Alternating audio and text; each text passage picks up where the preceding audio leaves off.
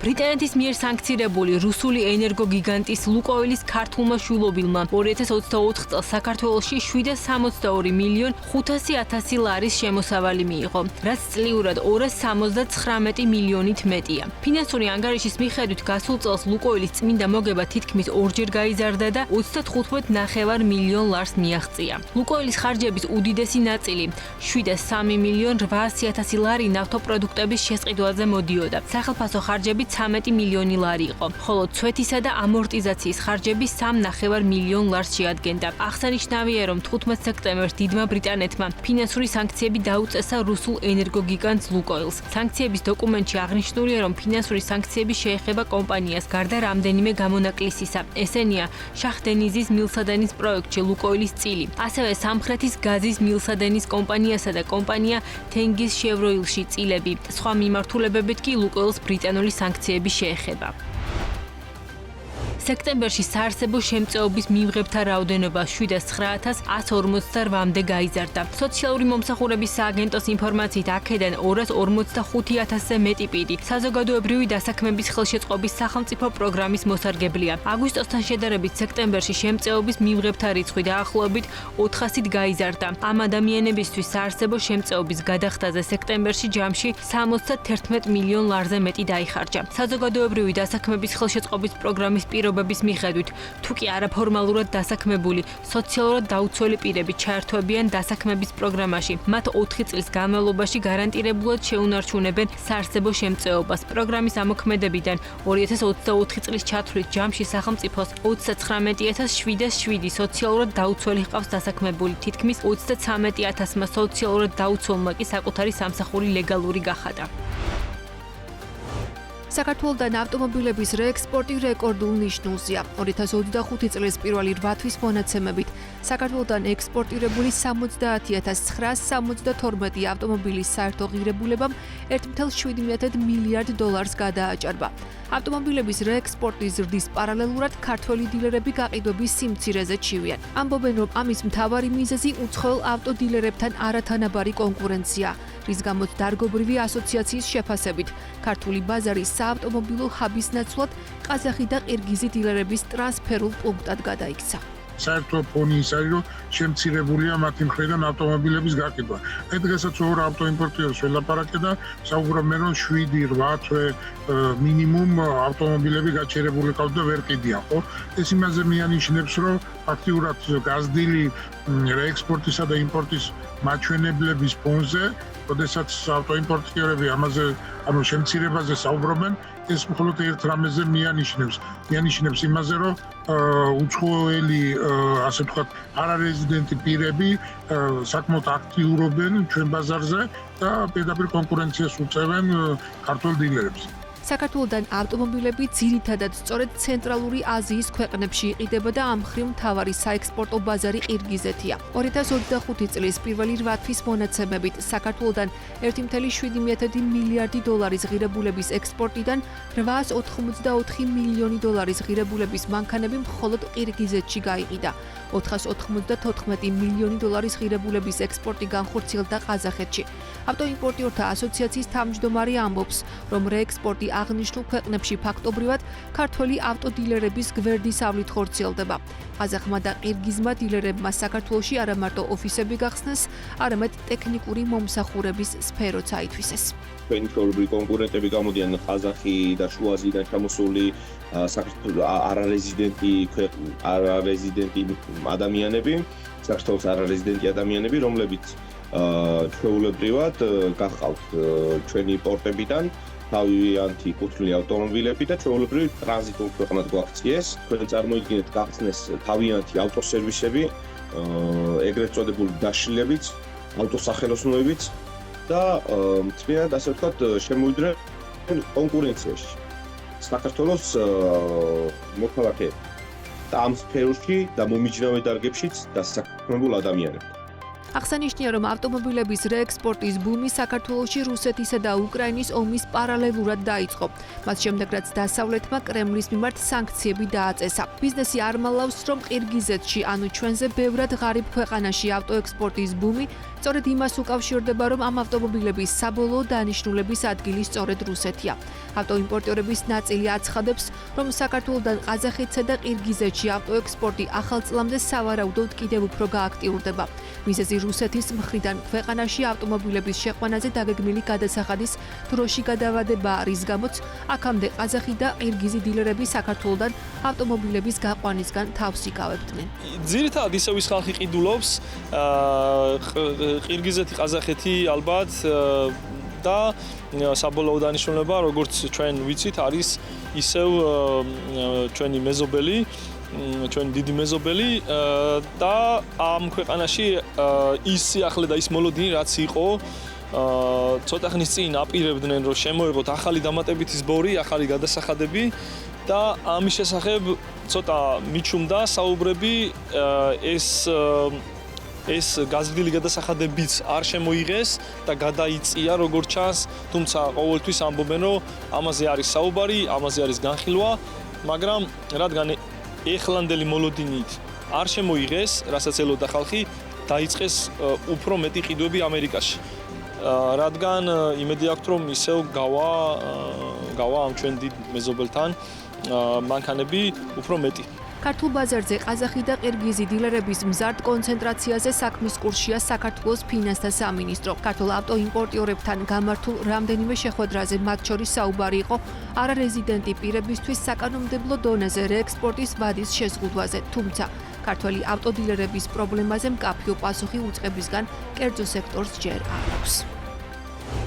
უზბეკეთის საქართველოზე გამავალი დერეფნით ფოთიდან აღმოსავლეთ ევროპის მიმართულებით სატრანზიტო გადაზიდვებს აფართოვებს. საუბარია სატრანზიტო მარშრუტზე, რომელიც ცენტრალურ აზიას, სამხრეთ კავკასიას და ანატოლიას თურქეთს აერთიანებს. უზბეკეთის ადგილობრივმა სარკინიგზო საკონტეინერო ოპერატორმა კომპანიამ JSC ამ სატრანზიტო მარშრუტით აღმოსავლეთ ევროპის მიმართულებით მულტიმოდალური გადაზიდვების გაფართოება დაანონსა. კერძოდ, უზბეკეთის რკინიგზის საკონტეინერო კომპანიამ ტაშკენტთან ახლოს განლაგებული სერგერის ლოგისტიკური ცენტრიდან იტალიის საბერძნეთის და ბულგარეთის საზღვაო ნავსადგურების მიმართულებით ქიმიური სასუქის, კარბამიტის სატესტო გადაზიდვას გაუწია ორგანიზება. აღნიშნული სატრანზიტო მულტიმოდალური მარშრუტი აზერბაიჯანის, საქართველოს, ყირგიზეთის, თურქმენეთის, თურქეთისა და უზბეკეთის რკინიგზების ერთობლივ ინიციატივას წარმოადგენს.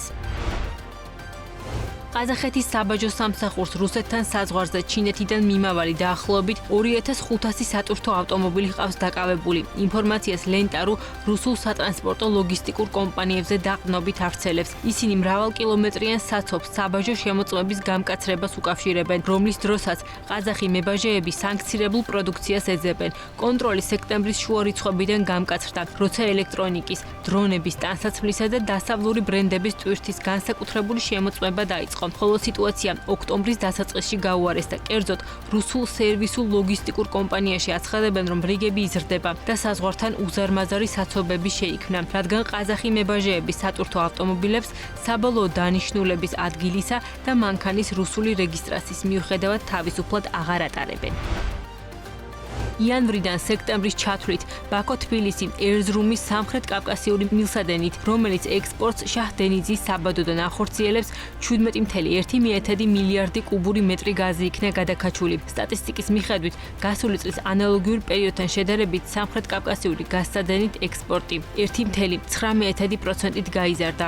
მთლიანობაში იანვრიდან სექტემბრის ჩათვლით აზერბაიჯანის მაგისტრალური გაზსადენებით 29.8 მილიარდი კუბური მეტრი გაზი იქნა გადაქაჩული, რაც წინა წელთან შედარებით 0.9%-ით მეტია. ამ მოცულობის 57.9% სწორედ ბაქო-თბილისი ერზრუმის მილსადენზე მოდის, რაც შეეხება გაზის მოპოვებას იანვრიდან სექტემბრის ჩათვლით. აზერბაიჯანმა 27.8 მილიარდი კუბური მეტრი ბუნებრივი აირი მოიპოვა, საიდანაც 29 მილიარდი კუბური მეტრი სავაჭრო აირია. სტატისტიკის მიხედვით, ქვეყანაში ბუნებრივი აირის მოპოვება წინა წელთან შედარებით 1.8%-ით, ხოლო სავაჭრო აირის წარმოება 2.8%-ით გაიზარდა.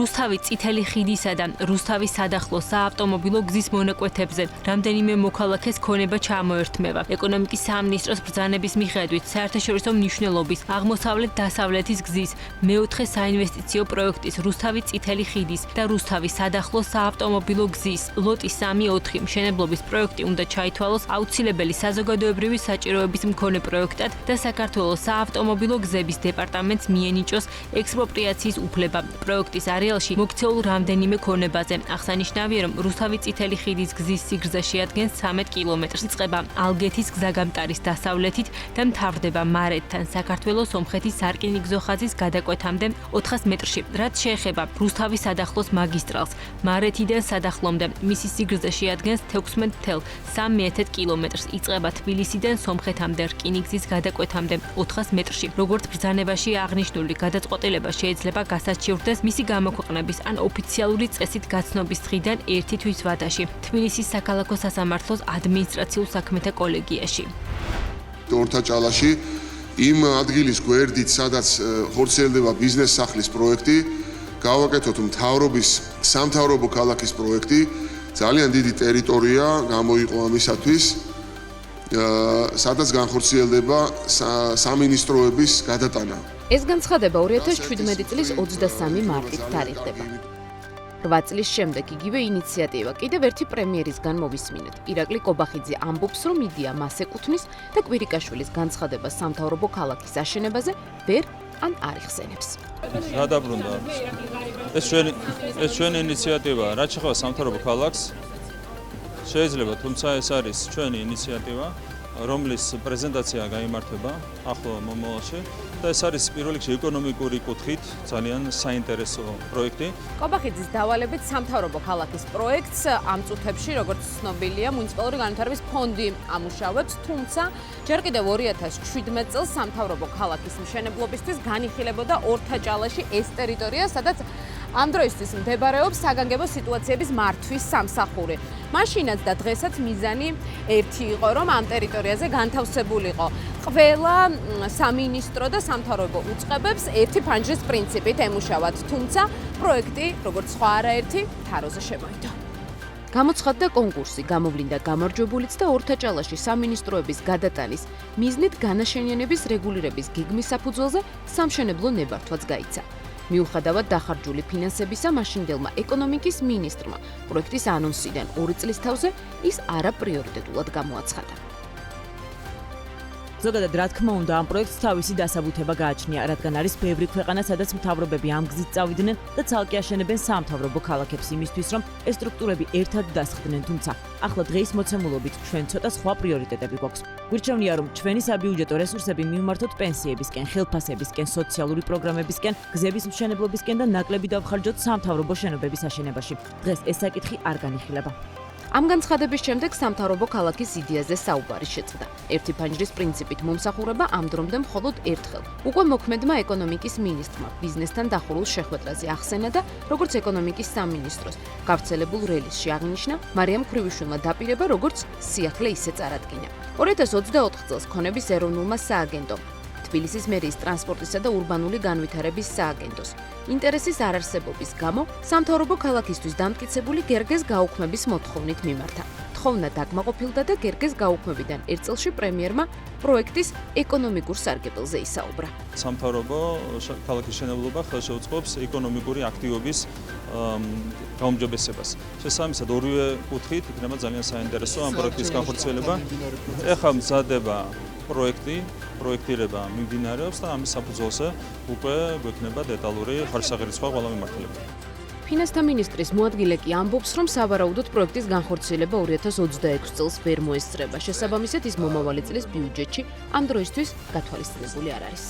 ჩვენ მუშაობს მუნიციპალური განვითარების ფონდი ინფრასტრუქტურის სამინისტრო ამ ნაწილზე, დიდი ალბათობით 26 წელს ალბათ ვერ მოხდება სამშენებლო სამუშაოების დაწყება, იმიტომ რომ ამას საკმაოდ დიდი ხნის პროექტირება დაჭირდება და უკვე როდესაც გვექნება დეტალური პროექტირება, ამის მერე უნდა მოხდეს შესაბამის თანხების დასაყრდენო. ამიტომ შეჯერებით ეს ბიუჯეტში გათვალისწინებული არ არის. გენგეგმის ერთ-ერთი ავტორის შეფასებით, ქალაქებში პოლიცენტრული არეალების მოწყობა მიღებული პრაქტიკაა და ასეთია მაგალითად თბილისში, ლუბლიანეზე სამედიცინო დაწესებულებების სიმრავლე. მერაბ ბოლქვაძე ამბობს, რომ 2017 წელს აღნიშნული პროექტის განხორციელება ორთაჭალის ციხეების მიმდებარე ტერიტორიაზე განიხილებოდა, თუმცა იგივე ტერიტორია პროექტის მოთხოვნებს რამდენად აკმაყოფილებს უცნობია. პროექტით შედგა, რომელზეც მუშაობდა ჩვენი კოლეგა ზურაბ ნემსაც. და ეს პროექტი მეც ნანახი მაქვს მაშინ შესრულებული, მაგრამ მას შემდეგ კარგა ხანი გავიდა, შეიძლება იქ მოხდა ცვლილება საკადასტრო მონაცემების ან რაიმე ტერიტორიული ცვლილება და შეიძლება ითხოვენ განახლებას. მე დღესაც ვფიქრობ, რომ იქ ალბათ ლაპარაკი 2-3 სამინისტროს. სავარაუდოდ, იმიტომ რომ მეტი რესურსი ტერიტორიას არ აქვს. პროექტთან მიმართებით უფრო კრიტიკულია ურბანისტი ანა ბიბილაშვილი. მისი თქმით, მსგავსი მიდგომა მოძველებულია. ბიბილაშვილი ამბობს, რომ განვითარებულმა ქალაქებმა ამ მიდგომაზე უარი ქალაქის ფრაგმენტაციის მიზეზი თქვეს. სხვადასხვა ქალაქებმა შეცდომაც დაუშვეს და ერთ სივრცეში თავი მოუყარეს კონკრეტულ რაღაც ფუნქციებს და მოხდა ამით ფრაგმენტიზაცია ქალაქის და ცხადია ძალიან შუდად დაეთყო განაშენიანებას. ამ ტიპის ქალაქგეგმარება, რაზეც ეხლა თქვენ საუბრობთ და ისინი საუბრობენ, ეს მოდერნისტული ქალაქგეგმარებაზე უარი თქვა მსოფლიომ წინა საუკუნეში, ბევრი ათეული წლის წინ და ამაზე ეხლა საუბარი უბრალოდ უცვდინრობა არის ჩემი აზრით. ეკონომისტებს ინიციატივის შესაფასებლად სხვა კრიტერიუმები აქვთ. გიორგი ხრიშტოვანი ამბობს, რომ დღეს მსგავსი მასშტაბის ინფრასტრუქტურული პროექტის განხორციელება არსებული ეკონომიკური რისკების გათვალისწინებით გაუმართლებელია. ჩემი გადმოსახედიდან გვაქვს ეკონომიკური აქტივობის შენელება, სახელმწიფოს სულ უფრო და უფრო უჭირს ფინანსები.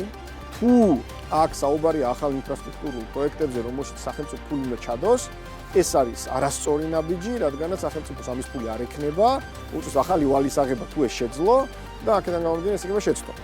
თუ საუბარი არის, რომ დანაზოგი გააკეთოს სახელმწიფომ იმ პირობით, რომ ამ ღონისძიებებს შედეგად სახელმწიფო ნაკლებ თანხას დახარჯავს, ეს იქნება სწორი და გამოვიდეს, რომ სწორად აფასებს სახელმწიფო იმას, რომ მას აქვს ნაკლები ფინანსები და მან უნდა გააკეთოს დანაზოგი. სამთავრობო ქალაქის პროექტის პრეზენტაცია ერეკლი კობახიძემ არჩევნებამდე დაანონსა.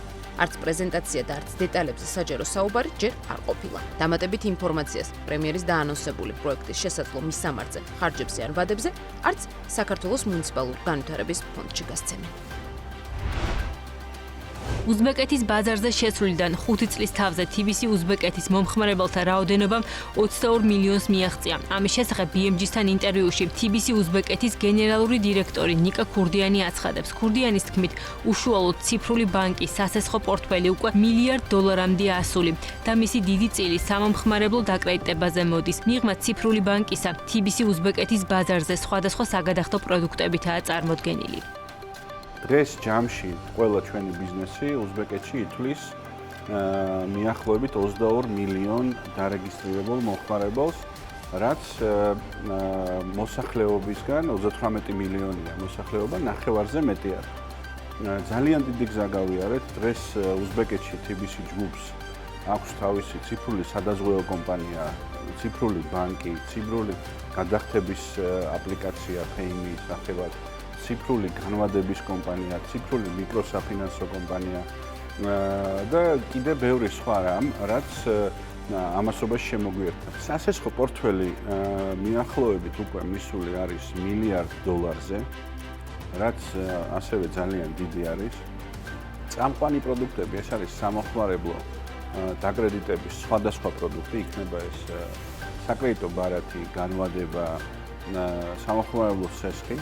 და ამ ბიზნესში სწორედ სამომხმარებლო დაკრედიტებაში გვაქვს მიახლოებით 15-დან 17%-მდე გააჩნია როგორც შეხედა, მაგრამ მიახლოებით ეგრე, რაც ჩვენ გვხდის ლიდერს ამ ბიზნესში. რაც შეეხება TBC უზბეკეთის სამომავლო გეგმებს, კომპანიაში განმარტავენ, რომ უახლოეს წლებში ფიზიკურ პირებთან ერთად მეტ აქცენტს გააკეთებენ იურიდიული პირების მცირე და საშუალო ბიზნესის მომსახურებაზე. ციფრული ბანკის გენერალური დირექტორის ნიკა ქურდიანის განცხადებით, ამ მიმართულებით ბანკისთვის ერთ-ერთი მთავარი მიმართულება საცალო ვაჭრობის მართვის პლატფორმა BILS იქნება, რომლის აქციებიც TBC-მ რამდენიმე თვის წინ იყიდა. ნიკა ქურდიანი ამბობს, რომ TBC უზბეკეთი უკვე მომავალი წლისთვის უზბეკეთის ბაზარზე სხვადასხვა პარამეტრების მიხედვით ტოპ 10-ში დაიკავებს ადგილს. მომავალი 4 წელი ჩემი აზრით იქნება დახარჯული ფიზიკური პირების მიმართულების გაძლიერებას და მან ვიტყვი რას და როგორ ფიქრობთ, მაგრამ განსაკუთრებით დიდი აქცენტი გაკეთება ბიზნესების მომსახურებაზე, მცირე და საშუალო და მიკრო ბიზნესებზე.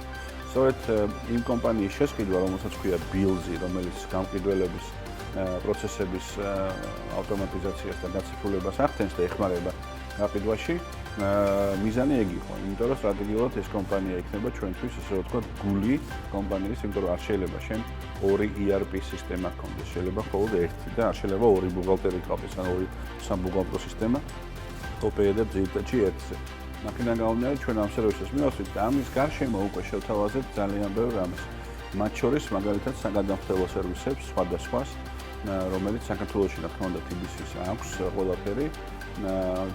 აქ მაგალითად განსხვავებით საქართველოსი არის ძალიან გავრცელებული QR კოდით გადახდება. რაშიც ჩვენ ერთ-ერთი ლიდერები ვართ და ამას კიდევ უფრო მასშტაბირებას გავუკეთებთ. რაც შეეხება ფიზიკურ პირებს, მან ბევრ ახალ რამეს უშვებთ, მაგალითად lifestyle მიმართულება გვაქვს ახლა გაშვებული, სადაც ბილეთების გაყიდვა, ივენთების ბილეთების გაყიდვა, ტურიზმი, travel vertical-ი ქვია, ტურიზმის მომსახურება და ასე შემდეგ ეგენი გავუშვით და მანდ მასშტაბირებას ვაპირებთ. 16 ოქტომბრის მდგომარეობით საქართველოს მევენახეობის რეგიონებში გადამუშავებულია 303.000-მდე ტონა ყურძენი. ღვინის ეროვნული სააგენტოს ინფორმაციით, აქედან კახეთში გადამუშავებულია 297.000-მდე ტონა. ღვინის საწარმოების მიერ გადამუშავებული ყურძნიდან 155.000-მდე ტონა რქაწითელი, 125.000-მდე ტონა საფერავი, დანარჩენი კი სხვადასხვა ჯიშის ყურძენია. რაჭაში ამბროლაურის მუნიციპალიტეტში გადამუშავებულია 2.500 ტონა ყურძენი, აქედან 2.400 ტონა ალექსანდროული და მუჯურეთულია.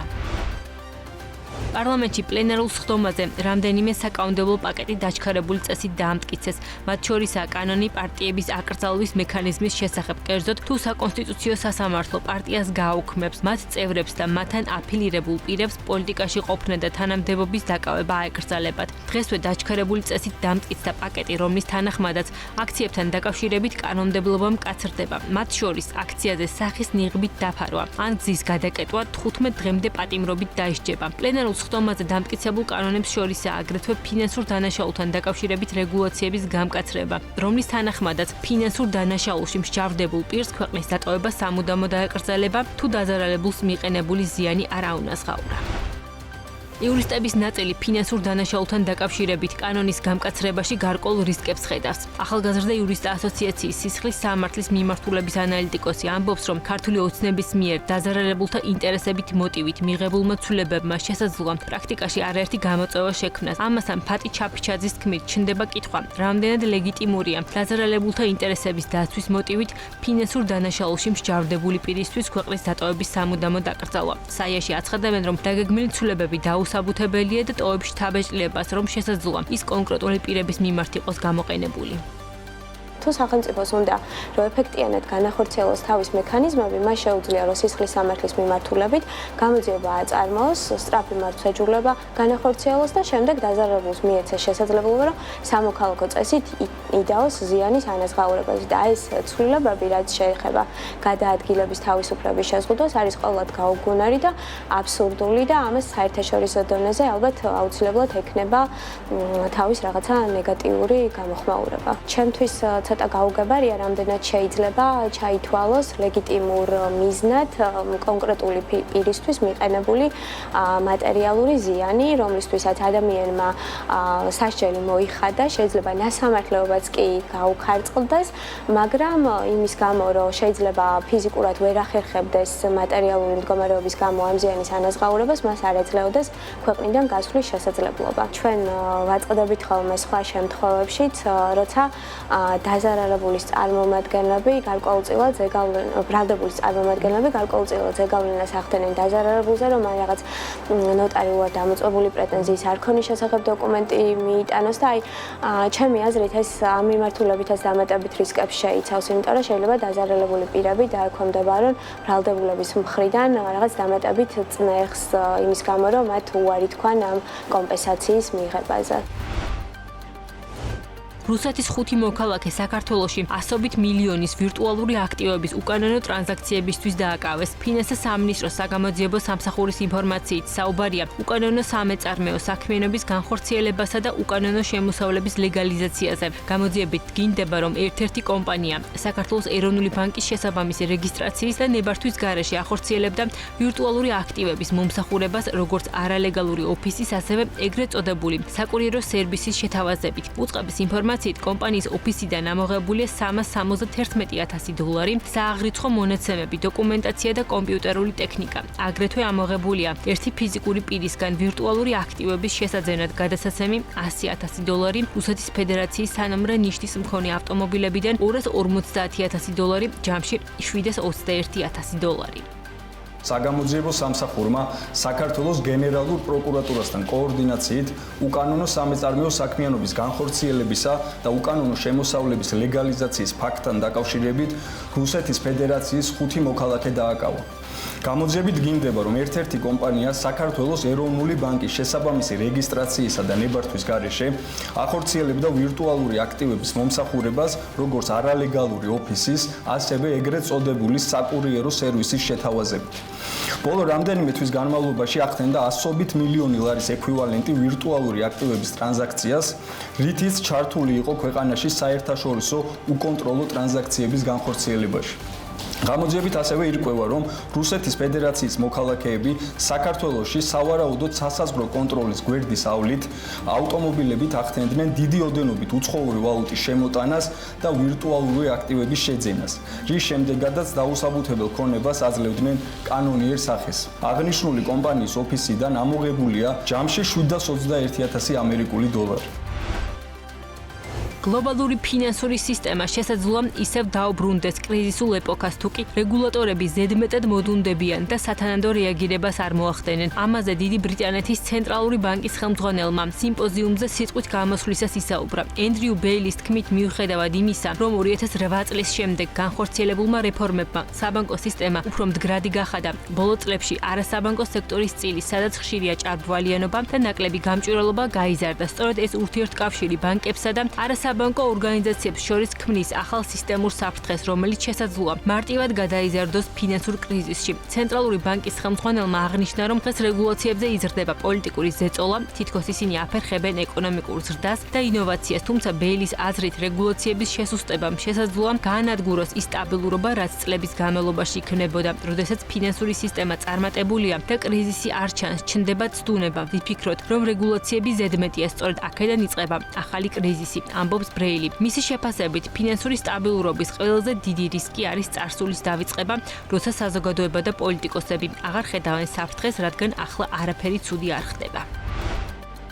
ტელეგრაფის ინფორმაციით, ამერიკის შეერთებული შტატების პრეზიდენტი დონალდ ტრამპი უკრაინის გამარჯვების ფონდის ჩამოყალიბებას განიხილავს, რომელიც ჩინეთზე დაწესებული ახალი ტარიფებით იქნება დაფინანსებული. გამოცემის ინფორმაციით, 17 ოქტომბერს უკრაინის პრეზიდენტ ვოლოდიმირ ზელენსკისთან დაგეგმილ შეხვედრაზე ტრამპმა თავის ფინანსთა მინისტრს სკოტ ბესენს აღნიშნული გეგმის ევროპელ კოლეგებთან განხილვა დაავალა. როგორც ტელეგრაფი წერს, ეს სტრატეგია ჩინეთიდან იმპორტირებულ პროდუქციაზე 500%-იანი ტარიფის დაწესებას გულისხმობს, ხოლო მოსული თანხა უკრაინის არმიისთვის შეიარაღებას მოხმარდება. გეგმის მიზანი პუტინზე მაქსიმალური ეკონომიკური წნეხის დაწესება, თუმცა ტელეგრაფს დიპლომატიურმა წყაროებმა განუცხადეს, რომ აქამდე ჩინეთის წინააღმდეგ ტარიფების დაწესების იდეას ევროპული ქვეყნების მთავრობების მხრიდან წინააღმდეგობა შეხვდა.